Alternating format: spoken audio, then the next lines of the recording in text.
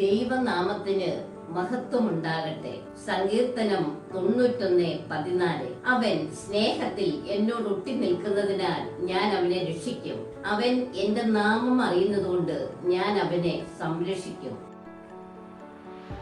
1 യോഹന്നാൻ 4:8. ദൈവം സ്നേഹമാണ്.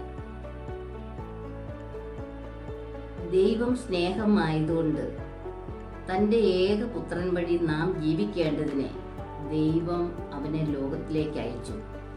അങ്ങനെ ദൈവത്തിന്റെ സ്നേഹം നമ്മുടെ ഇടയിൽ വെളിപ്പെട്ടു.